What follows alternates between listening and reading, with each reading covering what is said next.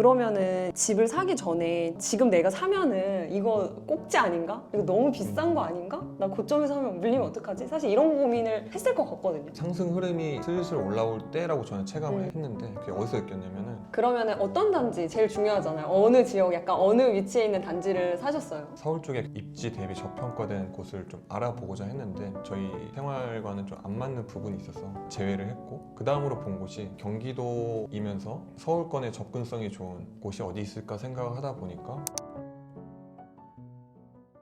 안녕하세요. 오늘 광명에 이제 내 집 마련한 신혼부부 모시고 인터뷰하려고 합니다. 안녕하세요. 저는 결혼한 지 7년 차인 현범 집장입니다. 안녕하세요. 지금 혹시 나이가 어떻게 되세요? 거의 40에 가까운 아, 나이가 정말요? 됐습니다. 그러면 지금 어디서 두 분 근무하고 계세요? 저는 회사가 홍대 쪽에 있고 네. 제 아내는 프리랜서인데 근무하는 지역이 서울 위주로 돼 있습니다. 결혼한 지 좀 되셨잖아요. 최근에 집을 사게 된 계기가 있나요? 저희가 결혼 후에 전세에서 살았거든요. 그러다 보니까 전세금이 이제 계속 인상이 되고 주거라는 게 확정이 되지 않는 마음속에 약간 불안함이 있다 보니까 매수를 하긴 해야겠다 이제 생각은 있는데 그게 약간 이제 막연한 계획이었던 거죠. 현재까지 이제 거주 중인 전세 집이 있는데 보증금을 또 올려줄 때가 됐어요. 근데 또 그게 너무 아까운 마음이 커서 기회비용이 워낙 크다 보니까 전셋집에 대한 조급함과 불안함이 있었고, 또 하나의 큰 이유 중에 하나가 정권이 바뀌면서 수많은 부동산 규제와 정책이 나오게 됐고 앞으로도 또 나올 거라고 생각이 돼서 시간이 흐를수록 앞으로 주택 매수가 더 어려워질 거라고 생각이 들어서 결심을 하게 됐습니다. 그 전세 보증금은 계약갱신 청구권 이런 거 써서 5% 올리셨었던 거예요? 저희는 계약갱신 청구권은 안 썼어요. 근데 맞아요. 집에 특약이 있어서 1년 후에 5%로 올리기로 됐던 거예요. 네네. 근데 그 당시에 저희가 그 집이 좀 마음에 들어가지고 감수하고 계약을 하고 들어갔는데 막상 이제 5% 올릴 때가 되니까 아깝고 맞나 싶어가지고 그래서 좀 빨리 매수를 하려고 결심을 하게 됐죠. 근데 이제 한 줄을 넣었던 게 어떻게 보면 집을 사게 된 계기가 됐네요. 이렇게 전화 유혹으로 아. 결론적으로는 그렇게 된 것 같습니다. 그러면은 집을 언제 사셨어요? 저희가 10.15 대책 전날에 계약을 딱 했습니다. 집을 보러 간 시기랑 규제가 나온 날이랑 딱 맞물려가지고 규제 전에 하려고 그 집을 본 당일에 이제 바로 계약을 했습니다. 어떻게 보면 진짜 타이밍이 좋았던 것 같아요. 그날 보고 이제 가계약금을 바로 넣었는데 내일 규제가 나올 거다, 엠바고가 풀릴 맞아요. 거다, 이제 그 얘기를 보니까 진짜 나올 것 같다 해가지고 저희가 가계약금을 넣은 그날 밤에 달려가서 계약을 했습니다. 그러면은 집을 사기 전에 지금 내가 사면은 이거 꼭지 아닌가? 이거 너무 비싼 거 아닌가? 나 고점에서 사면 물리면 어떡하지? 사실 이런 고민을 했을 것 같거든요. 그때 자체가 이미 정권이 바뀐 시점이었고 상승 흐름이 슬슬 올라올 때라고 저는 체감을 했는데 그게 어디서 느꼈냐면은 저희가 매수한 단지 외에도 두 군데 정도를 더 가봤는데 실시간으로 가격이 오르는 거를 계속 이제 눈으로 봤거든요. 아니나 다를까 저희가 매수한 집은 내부 임장을 이제 구경을 하고 나오는 길에 집주인이 1,000만 원을 올렸어요. 그래서 아, 요즘 분위기가 이렇구나, 굉장히 뜨겁구나. 근데 이게 당장 꺼질 것 같다는 생각은 사실 안 들었습니다. 사기는 꼭 사야겠다 이 생각을 했던 것 같습니다. 손실회피라고 사람이 이득을 얻었을 때보다 잃는 거에 대한 두려움이 되게 크거든요. 근데 이제 집을 결국에 사신 거는 손실회피를 깨버리고 네. 내가 차라리 집을 사고 나중에 후회하지 않겠다. 이게 네. 되게 컸던 거잖아요. 확실한 거는 경험에서 오는 것 같아요. 그 사람들이 그렇게 가격을 올리고 막 신발장 수십 켤레, 저도 그런 거 많이 겪어봤거든요. 어쩜 그렇게 사람들이 다 그렇게 득달같이 달려가서 하는지 경험에서 그게 다 오는 것 같아요. 그러면은 이제 돈을 좀 두 분이서 같이 이렇게 모으셨을 거 아니에요. 꿀팁, 뭐 돈 관리 방법 이런 게 좀 있을까요? 소비를 많이 하는 편은 아니었다고 생각을 해요. 돈 관리는 제가 하지 않고 제 아내에게 아. 전적으로 일임을 했기 때문에 사실 저는 잘 모릅니다. 근데 좋았던 방법 중에 하나는 그 돈의 용도 구분이 되게 철저했거든요. 저희가 정해놓은 뭐 생활비라든지 어떤 용도에 맞는 돈을 이미 소진을 하면 다른 돈을 절대 끌어다 쓰지 않습니다. 와, 그건 진짜 대단하신 건데. 저희가 결혼했을 당시에는 코로나 때문에 이제 여러 시장들이 되게 불장이 온 게 사실 많았는데 그래서 약간의 손실도 겪지 않겠다라는 보수적인 마인드로 꾸준히 모아왔기 때문에 저희는 좀 안정을 추구하면서 왔던 것 같습니다. 근데 굉장히 중요한 것 같아요. 돈을 모으고 불리고 지키고 하는 거에 있어서 불리는 것도 중요하지만 내가 그 돈을 잘 모으는 게 일단 첫 번째잖아요. 보수적이었다는 게 주식이나 뭐 코인이나 이런 투자를 안 하셨다는 거죠? 했는데 비중을 그렇게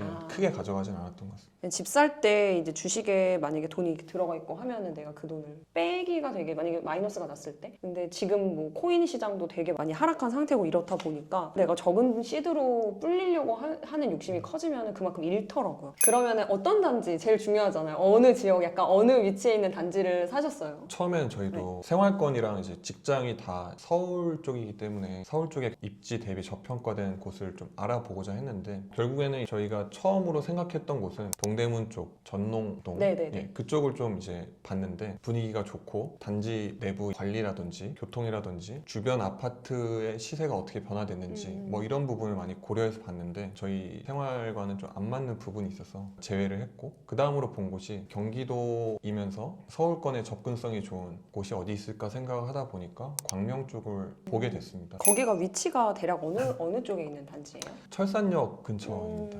이게 이제 구축 단지를 매수를 하신 거잖아요. 네, 이때 매수하셨을 때 그 가격이 얼마에 매수하셨어요? 7억 중반 정도 됐습니다. 최근에 실거래 한번 보셨나요? 현재 한 8억 중반까지 찍힌 걸로 확인했습니다. 그러면은 대출 한 이율이 어느 정도에 받으셨어요? 4% 초반 정도 되는 것 같습니다. 대출을 지금 어느 정도 받으셨어요? 4억 정도 예정하고 있습니다. 두 분이서 지금 저축 가능한 금액에서 원리금이 어느 정도 부담되는 정도로 받으셨어요? 매수 당시에는 제 아내가 일을 굉장히 활발하게 많이 하고 있었는데 시기가 일을 좀 줄여가는 시기이기 때문에 그 원리금이 비중이 조금 더 높아질 것 같습니다. 한 40%? 그러면은 좀 내 집 마련하기 전에 중요하게 좀 생각해야 되는 것들, 이런 거는 좀 중요한 것 같다. 이런 거를 더 봤으면 좋았을걸? 뭐 이런 것들이 있잖아요. 그러니까 저희는 소위 말하는 얼죽신은 아니거든요. 무조건 신축이어야 된다는 생각은 아니었어가지고 구축이더라도 단지가 규모가 좀 있고 관리도 잘 돼 있고 평도 좋고 그리고 무엇보다 이제 중요하게 여기는 그 입지가 합리적이다 하면은 매수를 고민할 수 있다고 저희가 생각을 했거든요. 근데 저희는 여러 입지 중에서도 교통을 좀 많이 중요하게 생각을 해서 결정을 했던 것 같고요. 경기권에서도 접근성도 서울과 좋고 업무지구랑도 접근성이 좋고 좀 그런 것들이 고려를 했던 것 같습니다. 그리고 세대수가 어느 정도부터 보셨어요? 1000세대 1000세대? 이상은 아예 대단지. 돼야 고려했던 것 같습니다. 이 교통이라는 거는 직장 접근성을 보셨어요? 아니면은 좀 업무지구 이쪽도 많이 따져서 보셨어요? 직장이 저 같은 경우는 이직을 고려하고 있기도 하고 제 아내도 프리랜서다 보니까 주요 업무지구 접근성이 좋으면 괜찮겠다 싶어서 그리고 현재 직장이나 접근성도 나쁜 정도는 아니었기 때문에 전체적으로 좀 고려했던 것 같습니다. 그러니까 광명은 이제 앞 한정거장만 가면 이제 가산 디지털 단지 있고 여의도도 가깝고 강남까지도 30분대로 도달이 가능하니까 그래서 더 사람들이 광명이라는 곳을 많이 보는 것 같아요. 동대문 같은 경우는 좀 안 맞았다 이렇게 얘기를 하셨잖아요. 어떤 부분이 좀 안 맞으셨어요? 뭐 단지도 굉장히 좀 깔끔하게 관리가 돼 있었고 그런 부분까지 괜찮았는데 저희가 봤던 매물이 저희랑 좀 안 맞았던 것 같습니다. 결혼 생활하면서 살아온 그 생활 양식과 패턴이라든지 가구, 가전 들어가야 될 틀이 있는데 아무리 생각해도 그 배치가 안 나오는 거예요. 그 다음으로는 결로와 누수 이슈가 있었어가지고 그리고 또 다른 집은 곰팡이가 굉장했습니다. 한두 개씩 좀 안 맞는 게 있어가지고 그래서 아쉽지만 그쪽은 제외하기로 얘기가 됐습니다. 만약에 이게 확실히 누수가 잡혔다라는 그런 게 알 수 있으면 좋긴 하거든요. 그러니까 이미 뭐 해결이 된 곳들은 내가 파는 사람 입장에서는 그냥 새 형태로 만들어서 팔면 되거든요. 도배장판 그 아래에 뭐 누수 이런 게 있던 것들은 어쨌든 방어를 하면 되니까 그런 거를 다음에는 한 번 더 언제 누수가 됐고 언제 고쳤고 위 아랫집 관리사무소에도 연락해보고 좀 더 적극적으로 알아보면은 다음에 도움이 되지 않을까. 이것 때문에 안 샀는데 나중에 그게 몇 억이 더 올라버리면 나중에 후회가 될 수 있거든요. 그래서 네. 뭐든지 좀 궁금한 거 있으면은 적극적으로 물어보면은 더 해결하기가 수월하지 않으실까. 저희가 좀 초보 입장에서 지금 말씀하신 그런 방법들이 머릿속에 없다 보니까 생기면 큰일 난다는 이미지가 좀 강했던 것 같습니다. 그러면은 내 집 마련 하기 전에 고민됐던 것들 지금 좀 얘기하신 것들이 많이 있을 것 같긴 한데 당연히 예산입니다. 저희가 가용할 수 있는 예산을 카운팅하냐 안 하냐의 차이였던 것 같아요. 마음속으로만 가지고 있을 때는 구체화가 안 돼 있는 상황이었거든요. 끌어모을 수 있는 돈이 얼마인지를 취합한 일은 없었기 때문에 마음 먹었을 때 그걸 이제 하게 됐었고 고민의 영역으로만 남았던 것 같아요. 그래서 돈을 저희 부부가 한 자리에 모여서 이거 딱 되겠다 하니까 그래도 조금은 길이 보였던 느낌이 들었던 것 같습니다. 그리고 이제 프리랜서인 분들은 대출이 정말 애매하잖아요.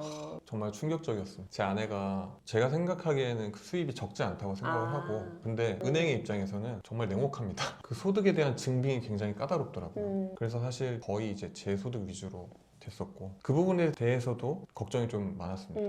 그러면은 예를 들면은 소득이 대략적으로 그러니까 어느 정도가 잡혔는데 어느 정도 대출이 나온 거예요? 이제 아내분 기준. 네네. 소득이 1년에 만약에 네네. 1억을 벌었다. 네네. 그러면 2천, 3천만 원 정도. 사업을 하는 건 아니고 근로소득이거든요. 프리랜서면서. 그러다 보니까 소득 증빙을 하려면 재직하고 있다는 증빙도 해야 되고 여러 가지 서류가 굉장히 많은데 그게 증빙이 안 되는 부분이 좀 많았거든요. 그쵸, 그쵸. 저희는 신고를 되게 열심히 하지만 소득으로 잡아주는 건 좀 약간 다르더라고요. 그래서 이제 자영업자분들은 전체 매출이 아니라 내가 비용 처리하고 뭐 이런 거 다 떼고 실제 소득으로 소득금액증명원에 네네네. 나오는 네, 대로 그게 맞습니다. 되다 보니까 올해 만약에 대출을 받는다 그럼 전전년도 뭐 6월부터 뭐 작년 뭐까지 해가지고 나오는 거니까 그럴 때는 이제 비용 처리를 좀 덜 한다거나 이런 방법으로 많이들 하시는 것 같더라고요. 실행을 지금 언제 하신 거예요? 대출을? 아직 잔금일이 좀 남았기 때문에 지금 실행을 앞두고 있고 심사는 거의 마친 상태고요. 접수는 12월 중순쯤 했던 것 같습니다. 신혼부부인 분들은 결국에는 돈을 같이 어떻게 융통할 건지를 펼쳐놓고 봐야 되는 것 같아요. 근데 제일 좋은 거는 엑셀로 정리하는 게 제일 좋아요. 왜냐면 이거 쓰면 또 날아가고 어디 없어지고 하기 때문에 재무제표 같은 거를 정리를 해두고 투자하거나 주식하거나 뭐 이런 것들도 다 입력을 해서 같이 볼 수 있도록 하시면 좋을 것 같아요. 분위기는 조금씩 이제 뜨거워지는 초입이라고 저희가 느껴졌는데 아까 말씀드린 그 단지들이 사실 다 분위기는 비슷했습니다. 집을 보지도 않고 살아 하는 곳도 있었고 다른 곳은 그것도 이제 광명 쪽이었는데 보려는 팀이 너무 많은 거예요. 한시에 보려는 팀이 5팀이 있었거든요. 저희는 그래서 3번으로 끊어서 갔고 2팀이 동시에 가서 했는데 약간 경쟁자처럼 또 약간 그 약간의 긴박함이 좀 있었던 것 같고 또 급한 마음에 이제 성급하게 그쵸, 또 그쵸. 결정을 하면 또 이것도 안 되겠다 싶어서 고려할 게 되게 많았다고 생각이 들고 거기도 역시 이제 구축이었고 연식이 꽤 된 곳이었지만 그래도 관리가 굉장히 깔끔하게 됐던 단지였던 걸로 제가 기억을 하거든요. 지금 뭐 인기도 되게 많은 것 같고